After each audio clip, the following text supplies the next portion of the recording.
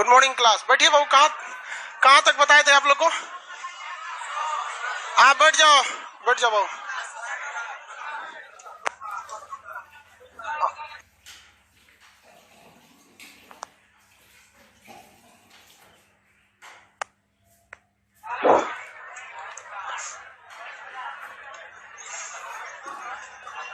चंद्रगुप्त मौर्य के बारे में बताए थे। हाँ, वंश को साम्राज्य कौन सा था भैया? मगध। मौर्य साम्राज्य थोड़ी है। साम्राज्य कौन सा है? मगध। जब साम्राज्य का नाम मगध। वंश यहाँ पे कितने थे सब लाइन से? हसीन, मसुकसा। हसीन, मसुकसा। पहला वंश हर्यंक। यहाँ पे हर्यंक वंश। ये पहला वंश कौन था? हर्यंक वंश। बैठ जाओ, वो पीछे डिस्टर्ब हो रहा होगा। बैठ जाओ ना, बार बार क्यों समझाना पड़ता है? प्रोजेक्टर के पीछे तक में बैठ जाओ। यहाँ बैठा तो है सब, ये सब भी यहाँ आके बैठ जाओ। सोच रहा है काला रंग का लड़का कि बैठेंगे तो बेइज्जती हो जाएगा।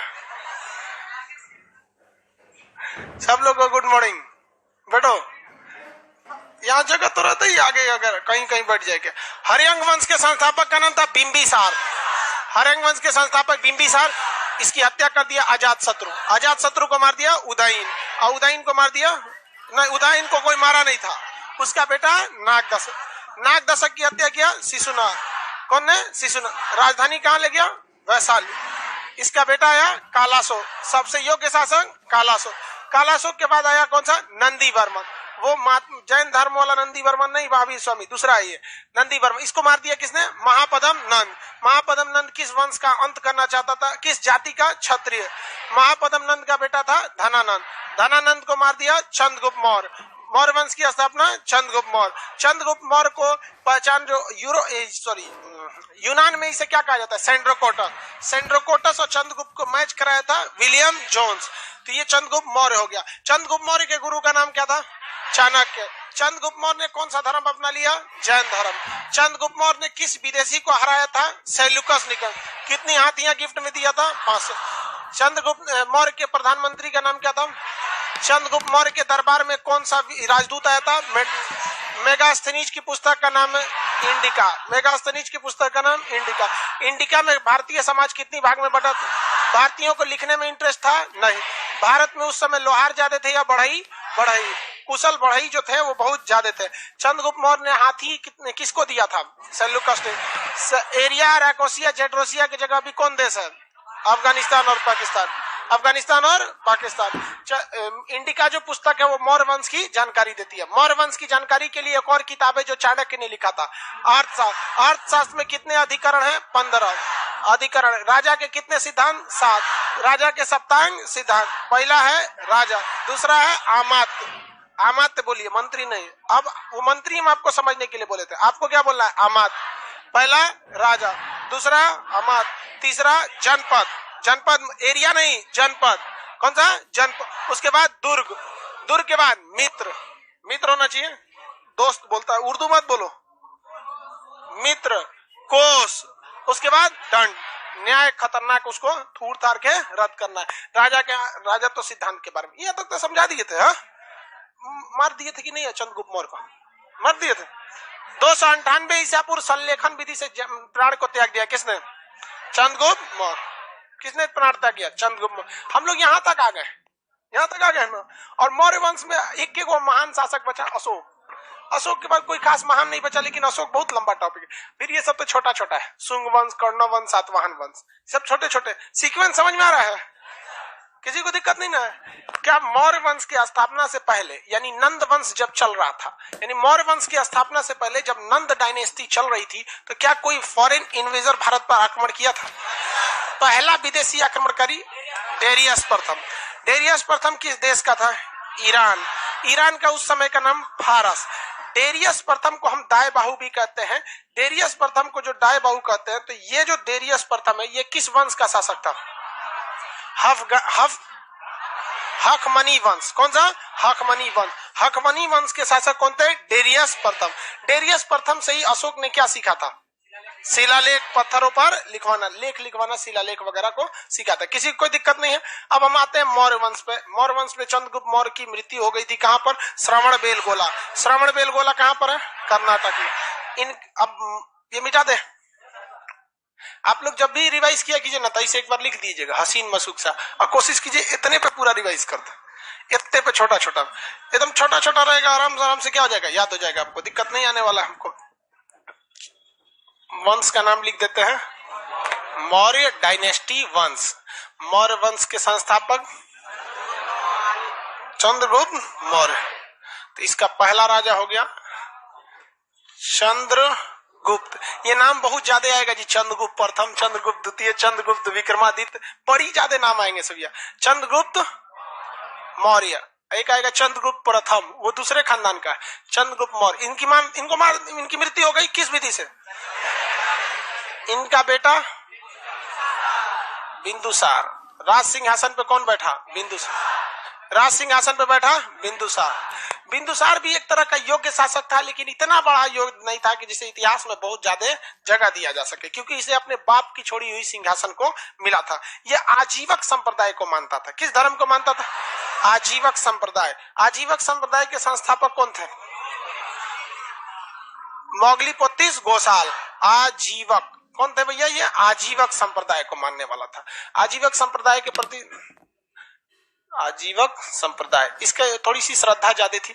इसके शासनकाल में सीरिया के नरेश, कहाँ के नरेश? सीरिया नरेश। सीरिया नरेश ने अपने एक राजदूत को भेजा था। सीरिया नरेश ने अपने एक राजदूत को भेजा। अब दो चीज पूछ सकता है, या तो आप सीरिया नरेश पूछ सकता है आपको, और नहीं तो आपसे पूछ सकता है राजदूत का नाम क्या था। अरे यार कहाँ गया वर्ल्ड का नक्शा? ये एरिया जो है ना यूरोप का, ये भारत है हम लोग का, इंडिया, ये मगध था उस वक्त तक में। ये यहाँ पर देखेंगे, ये तुर्की, साइप्रस, ये पूरा का पूरा एरिया यूनान था। पूरा का पूरा क्या था? यूनान। यहीं का था सिकंदर। सिकंदर यहाँ का था। सिकंदर के बाद यहाँ से कौन राजा आया? Seleucus Nicator. अब उसके बाद यहाँ सीरिया का राजा, सीरिया का राजा अपना एक राजदूत कहाँ भेजा? भारत में। सीरिया के राजा याद रखेंगे, एडी याद रखेंगे, एंड्रियोकस। नाम क्या था? एंड्रियोकस। एंड्रियोकस ने सीरिया के राजा का नाम एंड्रियोकस। इसने अपना राजदूत भेजा डायमेकस को। किसे भेजा? डायमेकस को। राजदूत का मतलब क्या होता है कि एक आपके दरबार का एक गुप्तचर, नहीं जी तो जेल हो जाएगा गुप्तचर को। राजदूत जो होता है आपके दरबार में रहता है, वो किसी भी तरह की सूचना उसे लीक नहीं करना होता, उसे जहां जाना होता है आपको बता के जाता है। जैसे दिल्ली में पाकिस्तान के दूतावास है, अमेरिका, जापान, ब्रिटेन सबका है। उन लोग को एक फिक्स एरिया, आप जब इधर जाइएगा तो आपको बताना पड़ेगा। आप बताइए चाहे नहीं बताइए, जाइए कैसे, सिक्योरिटी तो लेके जाना है, नहीं तो मरा जाइएगा तो फिर हल्ला करिएगा कि भारत वाले को। सिक्योरिटी कौन देगा? दिल्ली पुलिस।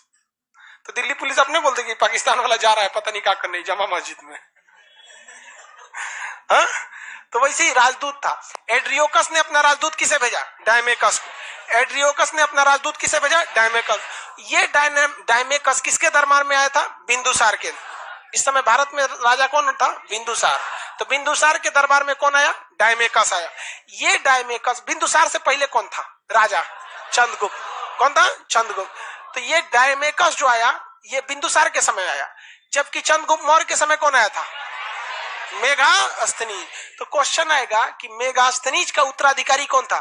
डायमेकस। और चंद्रगुप्त मौर्य का उत्तराधिकारी, यानी डायमेकस ने किसका जगह ले लिया? मेघास्थनीज का जगह लिया। लेकिन ये मेघास्थनीज की तरह उतना ज्यादा विद्वान नहीं था। सीरिया नरेश जब इसको भेजे तो ये डायमेकस ने बिंदुसार को बताया कि सीरिया, ये पूछे कि तुम्हारा देश किस लिए प्रसिद्ध है। जैसे हम ही लोग के यहाँ कोई आ जाएगा जापान से, तो आदमी पूछेगा ना कि वहां जापान में क्या क्या चीज फेमस है। जापानी सब तो बहुत ज्यादा आगे है सब वहां पर। उन लोग की टेक्नोलॉजी दुनिया, मतलब वो सबका अलग दुनिया रहता है वहां पर। जापान वालों की मेंटेलिटी हर देश की अलग होती है, आदमी जानने के लिए इच्छुक होता है ना। तो ये भी पूछा बिंदुसार ने, किससे पूछा? डायमेकस से। ये बताओ सीरिया में क्या चीज ज्यादा फेमस है? ये पूरा एरिया क्या कहलाता था उस समय? यूनान। तो सीरिया में क्या फेमस है? तो कहा देखिए वहां पर जो शराब है वो मीठी शराब बहुत फेमस है, मीठी शराब। अब शराब का टेस्ट जो पीता होगा वही बताएगा, बट देखने से तो लगता है टेस्ट अच्छा नहीं होगा, क्योंकि पीते वक्त ससुरे आंख बंद कर लेता है। देखते हैं, सोचा तो पीता का लिए है। लेकिन वहां पे उसने बोला कि भाई हमारे यहाँ मीठा शराब मिलता है। अरे शबाब में नहीं रे बकलोलवा कहीं के, शबाब तो दूसरा चीज हो जाता है। शबाब मतलब कौन चीज होता है? युवावस्था, इसको हम लोग बोलचाल की भाषा में बोलते हैं जवानी। समझ आ गया कि नहीं? कहाँ थे आप जो जमाने के बाद आए हैं, मेरे सबाब के जाने के बाद आए हैं। ये पहले जमाना के गाना बहुत जबरदस्त होता था, आजकल के गाना में दम ही नहीं रहा वो दम। लेकिन वो वही समझ सकता था जो मतलब समझता है। आज का सुनेंगे सबाब के जाने मतलब कौन सी कर है, तो उसको भोजपुरी इसी गाना को डब किया गया कि खत लिखनी जवानी में बुढ़ौती में जवाब दे लू।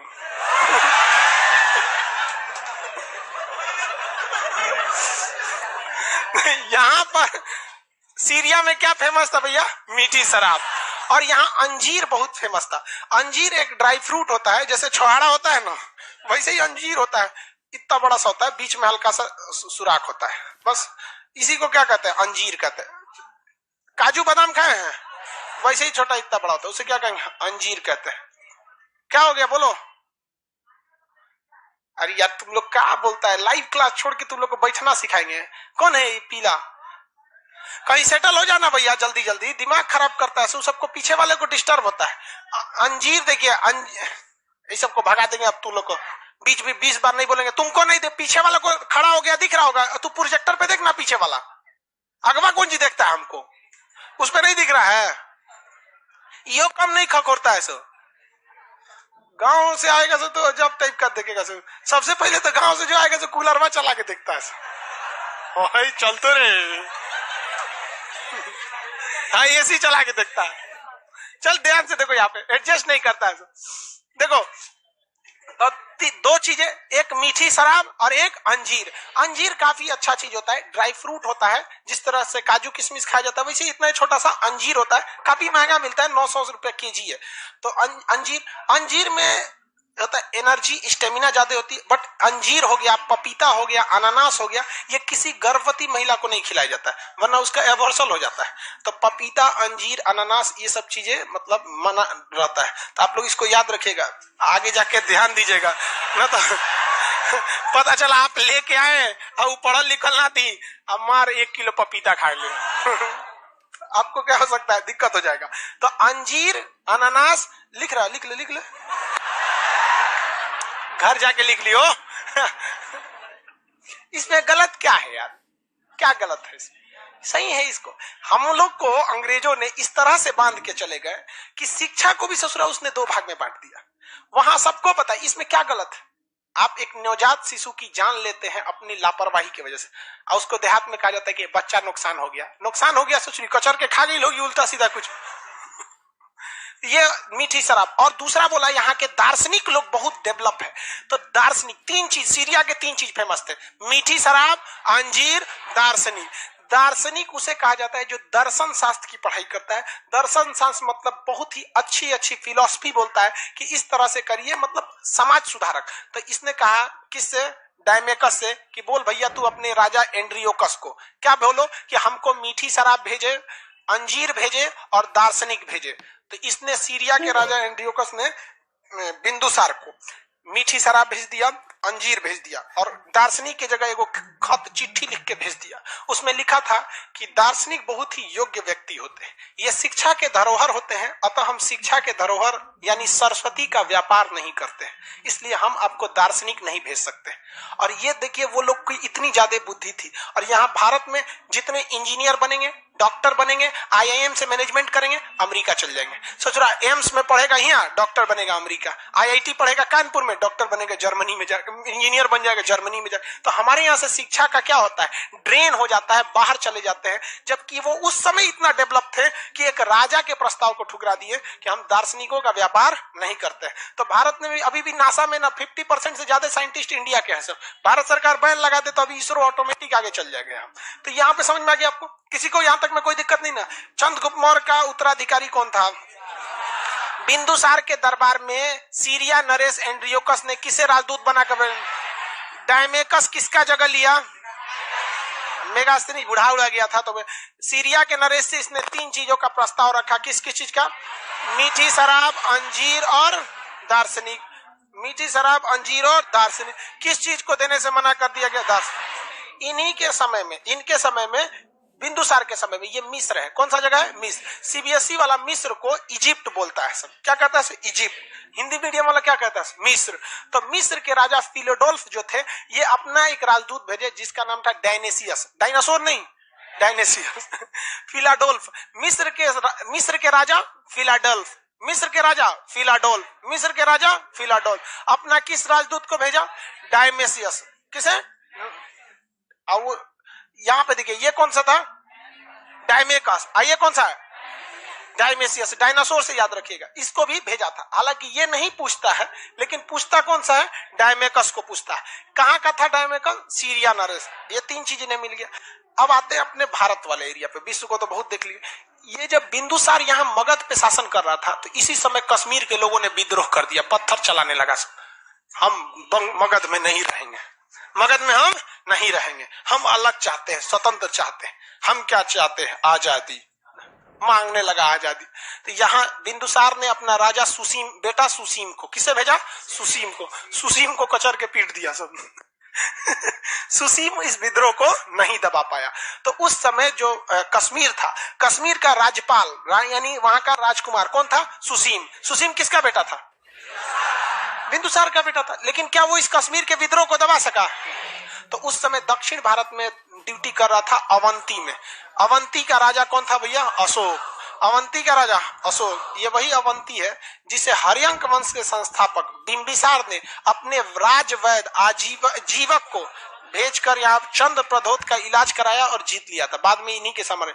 तो इसने बिंदुसार जो था, जब सुसीम थुरा गया, कहा कि आजा बाबू आजा, तोरे बस करना है, आजो। अशोक को कहा, अशोक जो तू उधर यहाँ पर। तो अशोक का नाम होता है जिसे कोई भी शोक ना हो, कोई भी दुख ना हो।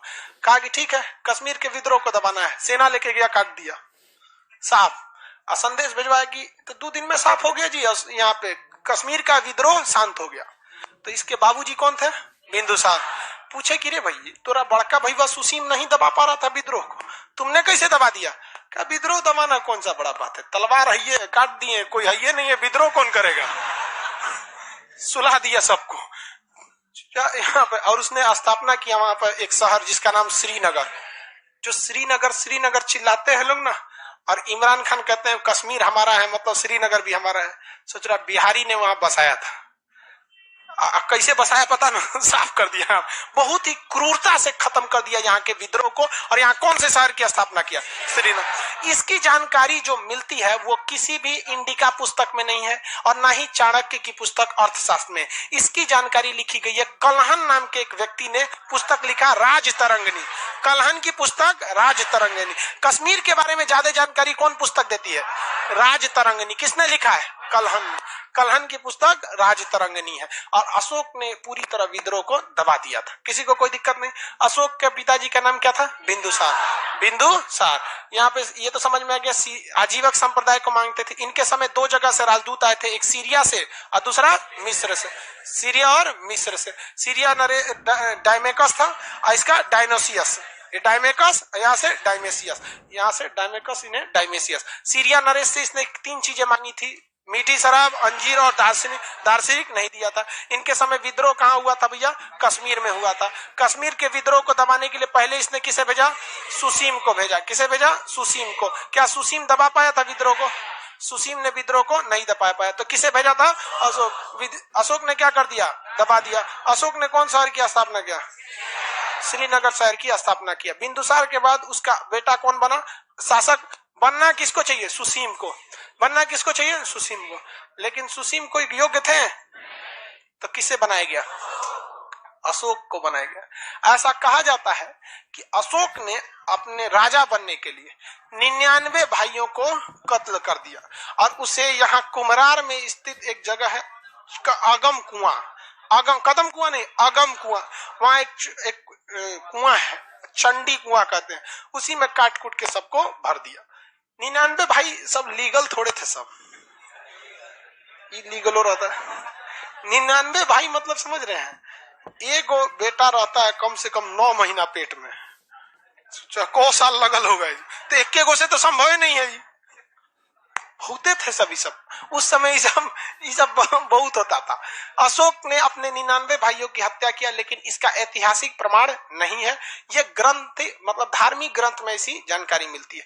अशोक जो था इसका अर्थ क्या होता है? जिसे कोई भी दुख ना हो, इसे कोई भी दुख ना हो। अशोक का जन्म पाटलिपुत्रा में हुआ। कब हुआ भैया इनका जन्म? 304 ईसा पूर्व। अशोक का जन्म कब हुआ? 304। क्या इसने अपने दादाजी यानी चंद्रगुप्त मौर्य को देखा था? 298 में उनका फाइल निपट चुका था, तो इनका जन्म हो गया यहाँ पर। अशोक कई गो शादी किया था। अशोक ने क्या किया? कई गो शादी किया, लेकिन उसको 5 पत्नियों में सबसे ज्यादा प्रिय कारुवाकी थी। कौन प्रिय थी? कारुवाकी। बाकी प्रिय उतना नहीं थी सब। तो ये इसका जन्म हुआ 304 ईसा पूर्व। अब अशोक के बारे में स्टार्ट करें ना। ये सारी चीजें आपके दिमाग में रहना चाहिए, वरना कंफ्यूजन में हो जाएंगे, इतिहास रद्द हो जाएगा। आपको कंप्लीट पकड़ होना चाहिए किसके ऊपर? चंद्रगुप्त मौर्य के ऊपर, उसके बाद बिंदुसार के ऊपर, तभी आप आगे अशोक के ऊपर बढ़ सकते हैं। अदरवाइज में फिर बढ़ेंगे तो इतिहास बोझ लगने लगेगा। हिस्ट्री की यही अच्छाई है कि अगर पुराना चीज पता है तो आगे में कोई दिक्कत नहीं आता है। तो हम किसके स्टार्ट करते हैं? अशोक को। किसी को कोई दिक्कत नहीं। जन्म बताइए। जन्म 304 ईसा पूर्व। लेकिन सबसे बड़ा चीज होता है इन्होंने राजगद्दी पर कब बैठा। राजगद्दी पे जब बैठा जाता था तो घोषणा जब राजगद्दी पर होती थी तो उसके बाद एक बहुत बड़ा समारोह आयोजित किया जाता था और जनता के सामने वो शपथ लेते थे, जिसे हम लोग कहते थे राज्याभिषेक। क्या कहते थे? राज्याभिषेक। आपने राज्याभिषेक देखा होगा बहुत बेहतरीन ढंग से बाहुबली में। किसमें देखे? बाहुबली में। शिवकामी देवी रो रहती है, राजमाता शिवकामी देवी, उस ससुरी वहां बैल रहती है और ओकरा से 4 कदम आगे ओके पतोहिया का नाम था देवसेना। देवसेना का शरीर कोशिका से बना ही नहीं था, अहंकार से बना था। बिखिया बहुत रहती है, वो बिखे के चक्कर में मराइले रहती है। यहाँ पे बल्लाल देव उनका व्यवस्था कर देता है। तो राज्याभिषेक, तो इनका राज्याभिषेक कब हुआ? राज्याभिषेक याद रखेंगे, ये डेट 269 ईसा पूर्व। 269 ईसा पूर्व में क्या हुआ था? राज्याभिषेक। यानी इसने सिंहासन पर बैठा, और सिंहासन पर बैठते ये बहुत ही खतरनाक शासक था। अगल बगल में कोई इसके समय में आवाज नहीं उठाता था, क्योंकि इसका कहना था कि आवाज उठाने का मतलब हम आपको उठा देंगे, कोई आवाज नहीं उठा सकता। हिटलर का बाप था ये, बहुत ही क्रूर शासक। इसी बीच ये अपना साम्राज्य विस्तार करना चाहता था, और यहीं पे ये कहाँ गया? ये कलिंग। कहाँ गया? कलिंग चला गया। कलिंग। अब कलिंग में 2 कथाएं प्रसिद्ध है। कलिंग ये जीतना इसलिए चाहता था कि कलिंग हाथियों के लिए प्रसिद्ध था। कलिंग किसके लिए प्रसिद्ध था? हाथियों के लिए। वहीं इतिहास में एक ऐसा धारा भी है जो ये कहता है कि कलिंग में अशोक विवाह करना चाहता था। कलिंग की कोई बहुत पसंद आ गई थी तो वहां से विवाह करना चाहता था, लेकिन जो मुख्य कारण था वो क्या था? हाथी। और कलिंग के लोग बड़ी स्वाभिमानी होते थे। अभी का नाम उसका, कलिंग का नाम क्या है? उड़ीसा। कलिंग का नाम क्या है? उड़ीसा। तो उड़ीसा में जो थे कलिंग में, तो इसने कलिंग पर क्या किया भैया? युद्ध के लिए कह दिया, आमंत्रित कर दिया, भैया तो हमारी अधीनता स्वीकार करो या तो फिर तुम क्या करो? युद्ध करो। अब वहां के राजा ने क्या कर दिया? युद्ध की घोषणा कर दिया। तो राज्याभिषेक के 8वें वर्ष में, कौन से वर्ष? 8वें वर्ष। अब इसमें से 8 घटा दीजिए, 261 ईसा पूर्व। कौन सा आक्रमण कर दिया? कलिंग आक्रमण कर दिया। कौन सा आक्रमण? कलिंग आक्रमण। यहाँ के राजा नंदराज। कौन थे? नंदराज। कलिंग आक्रमण कर दिया गया, और कलिंग आक्रमण इतना भीषण आक्रमण था कि कलिंग का बच्चा बच्चा को काट दिया गया। मतलब बूढ़ा बच्चा किसी को नहीं देखा गया, सबको काट दिया गया कलिंग युद्ध में। अशोक का हृदय कलिंग युद्ध में मरे लाश को देखकर नहीं हुआ था, बल्कि अशोक का हृदय वहां पर महिलाओं की लाश और बच्चों की लाश को देखकर हुआ था।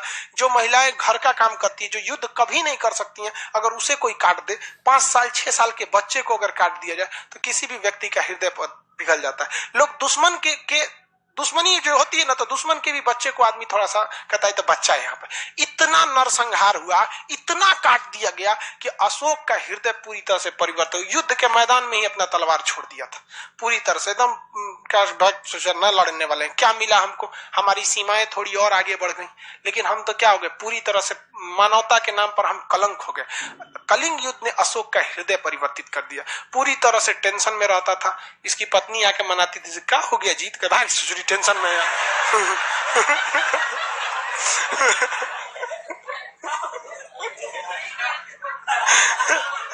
वो बेचारा अपनी टेंशन में आकर खाना खा लीजिए, नाश्ता कर ले, अरे बेचारा वो उतना टेंशन में, उतना आदमी को काट के आया, ओपे दिमाग नोचे तो झाड़ दिया भागे हम तो कारू बाकी करिए हमरो झाड़ दीजिएगा तो कहते तू स्पेशल है निकल यहाँ से स्पेशल।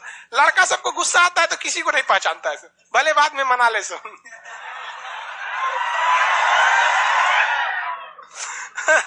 तो इसने क्या किया पूरी तरह से, ये क्या लिखे हैं जी 261 एक छूट गया क्या, इधर लिख देंगे चलेगा।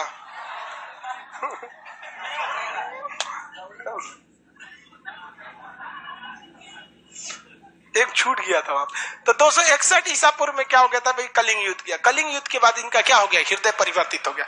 जब भी आप कोई चीज एक्सट्रीम हो जाता है ना, एक्सट्रीम लेवल पे चल जाएंगे ना, तो फिर आपको दिमाग मतलब वहां से क्या होने लगता है, भागने लगता है। आप भी खूब ज्यादा पढ़ने लगिए, एक वक्त आएगा कहेंगे तो यार कितना पढ़े आदमी, हर काम से एक एक्सट्रीम लेवल आता है। इसने भी युद्ध छोड़ने की ठान लिया, तो इसको लगा कि भैया अब हम ये दूसरा धर्म अपनाने के लिए। तो इसका भतीजा था जिसका नाम था निग्रोथ, भतीजा का नाम क्या था, निग्रोथ। निग्रोथ जो था वो बहुत शांत रहता था और उसको कोई टेंशन नहीं रहता था। तो ये निग्रोथ से बड़ा प्रेरित था भतीजा से, कहता था तुम इतना शांत कैसे रहता है, तो कहा कि हम बौद्ध धर्म अपनाते हैं। बौद्ध धर्म में अष्टांगिक मार्ग पर चलिए, मार धार मत करिए, 10 सील का पालन कीजिए। यहाँ पर जो 3 उनके उपदेश दिए गए हैं उनको ध्यान दीजिए, सत पिटक, विनय पिटक, अभिधम पिटक, इस सबको पढ़िए, ठीक रहेगा। तो महात्मा बुद्ध ने पूछा कि महात्मा बुद्ध करे, अशोक ने पूछा कि क्या है बौद्ध धर्म। कहा देखिए हम कोई बौद्ध धर्म के बहुत बड़े पुरोहित तो है नहीं, पुरोहित नहीं है हम, एक काम कीजिए आपको हम एक गुरु के पास ले जाते हैं। तो अशोक को बौद्ध धर्म की प्रेरणा क्या मिली, प्रेरणा किसने दिया, निग्रोथ। प्रेरणा किससे मिला, निग्रोथ। ये उनका क्या था, भतीजा था। लेकिन बौद्ध धर्म की शिक्षा किससे मिली, उपगुप्त। बौद्ध धर्म की शिक्षा किससे मिली थी, बौद्ध धर्म की शिक्षा किसने दिया था, उपगुप्त ने। तो अशोक को बौद्ध धर्म की शिक्षा किसने दिया, उपगुप्त ने दिया। इसके बाद अशोक कौन सा धर्म अपना लिया, बौद्ध धर्म। अशोक ने कौन सा धर्म अपना लिया, बौद्ध धर्म। लेकिन अशोक दूसरे धर्मों को हमेशा इज्जत की भाव से देखता था और कहा कि मेरा धर्म बौद्ध धर्म है, लेकिन मेरी जनता का धर्म बौद्ध धर्म नहीं है। जनता स्वतंत्र है वो अपने धर्म को मानने के लिए। वो सामूहिक जगहों पर कभी भी बौद्ध धर्म की मतलब ऐसा जबरदस्ती नहीं करता था। अशोक ने अपने बेटा महेंद्र और बेटी संघमित्रा, अशोक ने अपने बेटा महेंद्र और बेटी संघमित्रा को कहां भेजा था, श्रीलंका। तो बेटा महेंद्र और बेटी संघमित्रा श्रीलंका गई और इससे प्रभावित होकर श्रीलंका के सिंघली वंश के शासकों ने बौद्ध धर्म को अपना लिया और आज भी श्रीलंका में बौद्ध धर्म की ही अधिकता है। अशोक ने जितना बौद्ध धर्म को फैलाया उसने दूसरा किसी ने नहीं फैलाया था। अशोक ने बौद्ध धर्म को बहुत शालीनता से फैलाया, कोई जोर जबरदस्ती करके नहीं फैलाया था। अशोक जगह जगह पे संदेश देता था कि लोगों को अत्याचार न किया जाए और अशोक ने यह प्रण ले लिया जब बौद्ध धर्म अपनाया कि आज के बाद वो कभी भी हथियार नहीं उठाएगा। लेकिन अशोक के डर इतना ज्यादा था लोगों में, जब तक अशोक जिंदा था किसी की औकात नहीं थी वो कुछ कर सके, क्योंकि उनको पता था इन हाथों ने केवल हथियार छोड़े हैं, चलाना नहीं भूला। किसी दिन अगर उठ गया तो फिर सबको साफ कर देगा यहाँ पे, क्योंकि लोगों ने इसे देखा था कश्मीर को निपटाते हुए, कलिंग का फाइल निपटाते हुए, इतना बुरा मारा जिसका कोई हद नहीं। लेकिन जब अशोक मरा था तो इसी के सिंहासन को लोगों ने उखाड़ फेंका था और इसके बाद कई वंशों की स्थापना हुई। तो अशोक ने अपने बेटा बेटी को कहां भेजा भैया, श्रीलंका में भेजा था, श्रीलंका में। और भारत में अशोक ने इवन भारत के अलग अलग जगहों पे अशोक ने सोचा कि बौद्ध धर्म का क्या किया जाए, प्रचार किया जाए। तो बौद्ध धर्म के प्रचार के लिए अशोक के समय कौन सी बौद्ध संगीति की स्थापना, कौन बौद्ध संगीति हुई थी, तीसरी बौद्ध संगीति कहां हुई, पाटलिपुत्र। किसके देख रेख में, अशोक के देख। अशोक के समय में बौद्ध धर्म की तीसरी बौद्ध संगीति हुई। अशोक ने ईरान के शासक डेरियस जो हकमनी वंश का था, ईरान का शासक का नाम क्या था, डेरियस, हकमनी वंश का शासक, उससे एक सीख लिया था अभिलेख लिखवाने का। तो अशोक ने क्या करना चालू किया, अभिलेख लिखवाना चालू किया। अभिलेख क्या होता है, पत्थर पर लिखा जाता है अभिलेख। अब ये पत्थर पर अभिलेख लिखने की परंपरा भारत में किसने चालू की थी, अशोक ने। अशोक बहुत ही विद्वान व्यक्ति था। वो जब भी शिलालेख को लिखवाता था तो उसमें एक चीज की ध्यान रखता था कि भाषा का ध्यान रखना है। अब बताइए हम ही को अगर शिलालेख लिखना है या स्तंभ लिखना, बंगाल में लिखना है, वहां हिंदी में लिख देंगे तो बंगाल के लोग समझेंगे, हिंदी समझ जाते हो बंगाली हम? पढ़ने में दिक्कत होता है, ऐसे बोलते हैं तो समझ जाते हैं। वो होता ही है। जैसे आप लोग को भी देखिए ना, उर्दू तो समझ जाते हैं, हम बोलेंगे पानी पी लीजिए, बैठ जाइए, ये सब तो क्या चीज है, बैठ जाए। हिंदी बोलेंगे बिराजिए यहाँ पे। बहुत क्लिष्ट हो जाती है हिंदी में, तो उर्दू आप भी समझ जाते हैं, लिखने थोड़े आता होगा। तो वैसे ही मतलब अलग अशोक भी समझता था कि हमको क्या करना है, ऐसे ही भाषा का प्रयोग करना है जो लोग क्या कर सके, समझ सके। अब इसमें दो चीज होती है, भाषा एक होती है आप लिख क्या रहे हैं, जिस जैसे हिंदी एक भाषा है, इंग्लिश एक भाषा है, लेकिन दोनों भाषाओं में एक चीज कॉमन है कि दोनों बाएं से लिखा जाता है। दोनों कहां से लिखा जाता है? बाएं से। इंग्लिश भी इधर ही से लिखते हैं और हिंदी भी इधर से लिखते हैं। इस तरह उसे लिपने की कला समान है। जैसे नहीं बोलते, बचपन में आदमी राइटिंग खराब होता था तो टीचर बोलते थे कौन सी लिप दिया रे, नहीं तो हिंदी को भी इधर से लिपते हैं, अंग्रेजी को भी इधर से लिपते हैं। तो लिपने की कला को लिपि कहते हैं, लिपने की कला को लिपि कहते हैं। तो इंग्लिश और हिंदी दोनों की लिपि कैसी है? सेम। इंग्लिश और हिंदी दोनों की लिपि कैसी सेम है। अब अशोक ने अपने जितनी भी लिपि लिखी है वो किस लिपि में लिखी है? ब्राह्मी लिपि में। कैसे है? ब्राह्मी लिपि में। किसमें लिखा है? ब्राह्मी लिपि। अशोक ने जो अभिलेख को लिखवाया है वो अलग अलग जगहों पे अलग अलग लिपि से लिखवाया है। भारत में जो लिखवाया है वो कौन सी लिपि में लिखा है? ब्राह्मी लिपि। भारत में ब्राह्मी लिपि, क्योंकि भारत में उस समय ब्राह्मी लिपि बहुत ज्यादा चल रहा था। लेकिन पाकिस्तान में खरोष्टी लिपि। किसमें चल रहा था? खरोष्टी। तो पाकिस्तान में कौन सी लिपि में? खरोष्टी लिपि में। अब वहीं अगर आप देखेंगे अफगानिस्तान में तो अरमाइड लिपि, अफगानिस्तान में अरमाइड लिपि। और अगर ग्रीक में चले जाएंगे तो वहां पर ग्रीक लिपि। कौन सी लिपि? ग्रीक। तो ब्राह्मी, खरोष्टी, अरमाइड और ग्रीक। भारत में बोलिए तो ब्राह्मी। भारत में कौन सी लिपि? ब्राह्मी लिपि को लिया। पाकिस्तान में खरोष्टी लिपि, अफगानिस्तान में अरमाइड लिपि और ग्रीक वगैरह में ग्रीक लिपि। अशोक का सबसे दूर अभिलेख किस देश में मिला है? ग्रीक। अभी उस जगह पर हो गया है देश जिसका नाम है तुर्की। क्या हो गया है? तुर्की। तुर्की को उस समय एशिया माइनर कहा जाता था। क्या कहा जाता है? एशिया। तो एशिया माइनर तक इसके संदेश लिखे गए हैं और बौद्ध धर्म के प्रचार के लिए इसने क्या लिखा है? संदेश लिखा है। लेकिन ऐसा नहीं है कि इसने केवल बौद्ध धर्म का प्रचार किया, इसने आदेश दिया था कि जो मेरे मतलब राजदूत हैं या जो मेरे कर्मचारी हैं वो ब्राह्मणों को न सताएं, ब्राह्मणों को न सताएं। जो ये बात बताता है कि अशोक धार्मिक रूप से सहिष्णु था। सहिष्णु का मतलब होता है सब में आस्था रखना, मतलब सबकी इज्जत करना। और एक होता है असहिष्णु। असहिष्णु मतलब हमरे सही है, बाकी मर जा ससुरा, कचर के रख देंगे बाकी लोगों को यहाँ पर। तो भारत में अशोक के समय से ही धार्मिक रूप से क्या था? अशोक सहिष्णु था, यानी उस सारे धर्मों को बराबर लेकर चलता था। ग्रीक अरमाइड टोटल कितने जगह पे इसकी लिपियां मिली? भारत में बोलिए ब्राह्मी लिपि, भारत में, पाकिस्तान, अफगानिस्तान, ग्रीक में ग्रीक लिपि। एशिया माइनर अभी हो गया है। तुर्की का अभी क्या उस समय का नाम क्या था? Asia minor. अभिलेख समझ में आ गया कि नहीं आ गया? पत्थरों पे लिख देना क्या कहलाता है? अभिलेख। छोटे से पत्थर पे लिखे हैं शिलालेख, पिलर पे लिखे हैं तो असम, दीवार पे लिख दिए हैं भित्ति लेख, गुफा में लिख दिए हैं गुफा लेख। इंग्लिश में क्या कहते हैं? एडिक्ट। क्या कहते हैं? एडिक्ट। Rock edict. पत्थर पे लिखे हैं तो रॉक एडिक्ट, पिलर पे लिखे हैं तो पिलर एडिक्ट, दीवार पे तो रॉक एडिक्ट, गुफा में है तो केव एडिक्ट। गुफा क्या कहते हैं? केव कहते हैं, एडिक्ट कहते हैं। अशोक ने अपने संदेश बहुत जगह भेजता था। इसने कई अधिकारियों को भी नियुक्त किया था, संदेश वाहक को नियुक्त किया था, जिसमें राजुक बहुत ही प्रसिद्ध थे। यहाँ पर अशोक ने बौद्ध धर्म के धम्म नीति को आगे बढ़ाया। बौद्ध धर्म के किस नीति को? धम्म नीति। धम्म का मतलब होता है धर्म की नीति पर चलना। धर्म की नीति पर क्या करना है? चलना है। तो इसको आगे बढ़ाने के लिए अशोक ने बहुत किया था। धम्म का मतलब या धर्म का मतलब क्या हमारे धर्म से होता है? हम लोग गलत समझ में करते हैं। धर्म का अर्थ होता है इंसानियत। धर्म का अर्थ होता है इंसानियत, जिसके अंदर हिंदू धर्म, मुस्लिम धर्म, ये तो धर्म ही नहीं है। लोग बोलते हैं ना धर्म संकट में फंस गए, मतलब इंसानियत। तो उसने ऐसे लोगों को संदेश दिया और इसकी जांच के लिए कि लोग इंसानियत के रास्ते पे चल रहे हैं या नहीं चल रहे हैं, अर्थात धम्म के हिसाब से चल रहे हैं कि नहीं चल रहे हैं। इसके लिए उसने एक मंत्री नियुक्त किया। मंत्री को आमात्य बोलते हैं। क्या कहते हैं? आमात्य। तो उसने एक मंत्री नियुक्त किया, धम्म महामात्र। कौन सी अधिकारी? धाम में महामात्र। तो अशोक ने लोगों के धार्मिक जीवन को ठीक ठाक से, इंसानियत ठीक रखने के लिए कौन सी अधिकारी को नियुक्त किया? धाम में महामात्र। कौन सी अधिकारी? धाम में महामात्र। कौन सा? धाम में महा। स्त्रियों के प्रति भी अशोक की काफी ज्यादा सहानुभूति थी।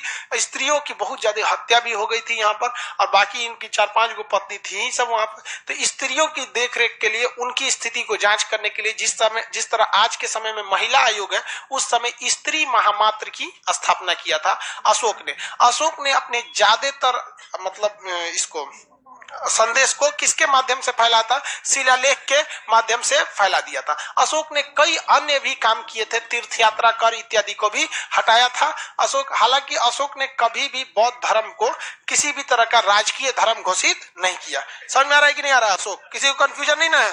क्वेश्चन पूछा जाए?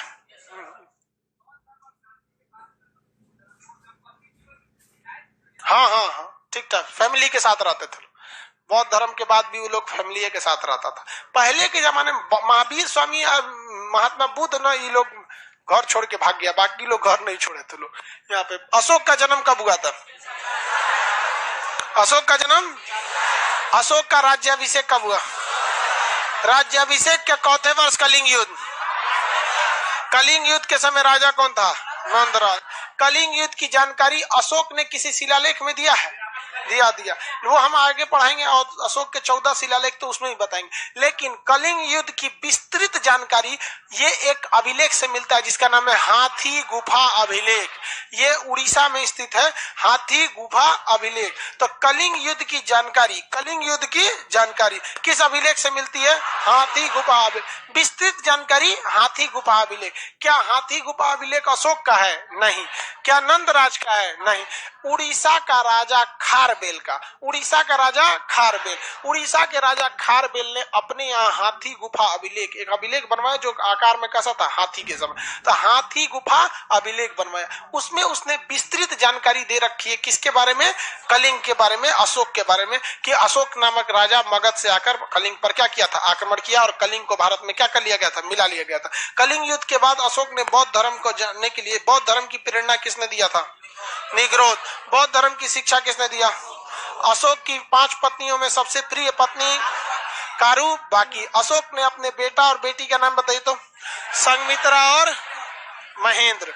महेंद्र और संघमित्रा। कहाँ भेजा गया था? श्रीलंका। अशोक के समय कौन सी बौद्ध संगीति हुई? तीसरी बौद्ध संगीति। अशोक का बौद्ध धर्म राजकीय धर्म था, इसका निजी धर्म था। क्या इसने दूसरे धर्मों के प्रति सहिष्णु था या असहिष्णु था? सहिष्णु था। अशोक को इस अभिलेख लिखने की प्रेरणा किसने दिया? किसने? डेरियस। डेरियस कहाँ का शासक? ईरान का शासक। डेरियस ईरान का शासक। ईरान के किस वंश का शासक? हकमनी वंश का। कौन सा वंश? हकमनी वंश का शासक था। अशोक ने जनता की भाषा में कुल 4 लोकप्रिय भाषाओं में अभिलेख लिखा है। भारत में, पाकिस्तान में खरोष्टी लिपि, अफगानिस्तान में अरमाई, और ग्रीक में। अभी के समय उस जगह का नाम तुर्की, हालांकि उसे और नाम से जानते हैं, एशिया माइनर के नाम से जानते हैं। अशोक ने जो अपने अभिलेख लिखवाए हैं, ये अशोक के जितने अभिलेख है, ये अभिलेख जो सबसे ज्यादा किस भाषा में है? किस? अब आप ही बताइए, सबसे बड़ा एरिया इसमें कौन दिख रहा है? भारत। तो सबसे ज्यादा किस में होंगे? ब्राह्मी। किसमें? ब्राह्मी लिपि में होंगे यहाँ पर, अशोक वगैरह के काल में। आगे बढ़ जाते हैं। किसी को अशोक में दिक्कत नहीं है? कोई प्रॉब्लम नहीं ना? देखिए मटेरियल में कुछ गलती उलती है? हाँ, देखिए कुछ सुधार उधार भी करना है इसमें। अशोक ने क्रूरता पूर्वक कहाँ के विद्रोह को दबाया था? कलिंग के। कहाँ के विद्रोह को? कश्मीर के विद्रोह को न दबाया था, कलिंग बोलता है। अब इसके बाद बच गया अशोक का मतलब शिलालेख, सैन्य व्यवस्था, अर्थव्यवस्था इत्यादि के बारे में देखते हैं। चलिए पकड़िए, अभी अशोक का मेनली अभिलेख वाला हिस्सा देखते हैं। देखो भाई, अशोक के जो अभिलेख थे, कलिंग कश्मीर को दबाया गया था जो विद्रोह, बहुत क्रूरता पूर्वक था, और उसकी जानकारी किस पुस्तक से मिलती है? राजतरंगिणी से। अब अशोक के अभिलेखों के बारे में हम लोग समझते हैं। अभिलेख अशोक ने कई टाइप के लिखवाए। एक कुछ बड़े अभिलेख है, कुछ छोटे अभिलेख हैं। कुछ अभिलेख ऐसे हैं जो पिलर पे लिखे गए हैं, जिसे हम लोग स्तंभ लेख कहते हैं। तो अशोक के अभिलेख कई कैटेगरी में बटे हैं और कई भाषाओं में बटे हैं। अभिलेख में अशोक की सबसे बड़ी समस्या ये थी कि अशोक वगैरह की जानकारी, खोदाई वगैरह तो यहां हुई बाद में खोदाई हुआ और पत्थर पे कुछ कुछ लिखा हुआ संदेश मिला। तो इसको लिखने की सफलता जो मिली थी जेम्स प्रिंसेप को मिली। अशोक के अभिलेख लिखने की सफलता किसे मिली? जेम्स प्रिंसेप को। अशोक के अभिलेख लिखने की सफलता जेम्स प्रिंसेप को। लेकिन जेम्स प्रिंसेप को एक बात बहुत बड़ी समस्या आ गई, क्योंकि वहां कहीं भी अभिलेख पर अशोक नहीं लिखा था। दिक्कत, संदेश लिख दिया था, मैं मगध का राजा। सोच रहे मगध का राजा, तो मगध में तो 75 गो राजा होके गए सब, क्या पता कि अजात शत्रु का है कि बिंबिसार का है कि अशोक का है। नहीं ना कह सकते कि धनानंद का है, किसी का भी हो सकता है। वहां पे लिखा मैं मगध सम्राट। तो भैया मगध का सम्राट तो बहुत से लोग थे। प्रियदर्शी, मगध साम्राज्य में कोई प्रियदर्शी था ही नहीं और लिखता मैं मगध साम्राज्य प्रियदर्शी। तो सब पढ़ने की, तो अभिलेख प्रिंसेप लिखेगा कैसे? लिखने की बोल दिए हैं। अरे वही बात है, लिखेगा थोड़ी ना। अशोक ने तो अभिलेख लिख दिया। लिखने की प्रेरणा किससे लिया था? टेरियस। उस लिखे हुए अभिलेख को कोई पढ़ ही नहीं पा रहा था। उससे पढ़ने की सफलता पहले किसे मिली? James Prinsep. उसी ने पढ़ा और पढ़ने के बाद सबसे बड़ी समस्या क्या आ गई? उसमें क्या लिखा हुआ था? मगध सम्राट। हर जगह क्या लिखा था? मगध सम्राट। और बाकी कई जगह लिखा था मैं मगध का राजा प्रियदर्शी। लेकिन दिक्कत जानते क्या हो गया? हर जगह सुबूत उबूत मिलाया जाता है ना, कहीं कहीं से लिंक हो जाता है। बस एक जगह लिख दिया राजस्थान में। राजस्थान में एक अभिलेख लिखा, वहां लिखा मैं मगध सम्राट अशोक प्रियदर्शी। तब कह दे ससुरा, जहां जहां प्रियदर्शी लिखल है ये है, कौन है? यही है। तो कहीं कहीं के अभिलेख में, टोटल अभिलेख में क्या अशोक के नाम लिखे गए? 3 नाम प्रसिद्ध है, एक प्रियदर्शी, एक मगध सम्राट। एक ही जगह क्या लिखा गया है? अब अशोक लिखा गया। अब इसके कई अभिलेख है, कुछ छोटे अभिलेख है, कुछ बड़े अभिलेख है, कुछ क्या है स्तंभ लेख है सब। तो इस सारे अभिलेखों को हम लोग अब इसको अलग से एक ही टाइप में पढ़ेंगे लोग। आज थोड़ा सा टॉपिक क्या हो जाएगा? चेंज टाइप का हो जाएगा। अभी तक तो राजा वगैरह देख रहे थे लोग, यहाँ पे बिंबिसार वगैरह देख लिए कि नहीं? इसमें किसी को दिक्कत नहीं है? एक बार इसको देखते हैं, फिर अभिलेख के बारे में। बिंदुसार किस धर्म को मानता था? क्या अशोक आया तो आजीवक संप्रदाय के साथ कोई भेदभाव किया? हम कैसे मान ले कि भेदभाव नहीं किया? हम कैसे मान ले? अशोक आजीवक संप्रदाय की भी इज्जत करता था, क्योंकि ये गया में स्थित बराबर नाम के जगह पर कुछ पहाड़ स्थित है। जगह का नाम क्या है? बराबर। हालांकि वो बराबर है ही नहीं है, बराबर जगह पे क्या है? पहाड़ है। उन पहाड़ों पर गुफा बनवाया था। उस गुफा के कितने संख्या थे? 4। और किसे दे रखा था? आजीवक संप्रदाय। 4 गुफाओं के नाम क्या थे? एक का नाम था सुदामा, गुफा का नाम सुदामा।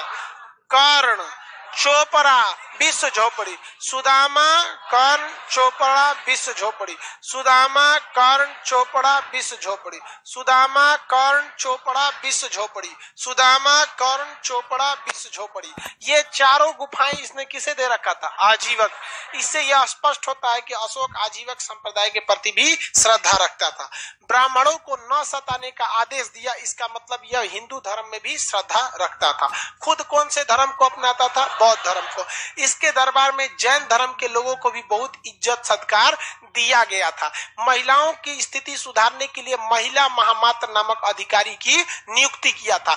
लोगों की शिकायत इत्यादि को सुनने के लिए भी अधिकारी वगैरह की नियुक्ति किया। इसका मतलब अशोक ने कोशिश किया कि समाज के छोटे से बड़े लोगों को क्या किया जा सके?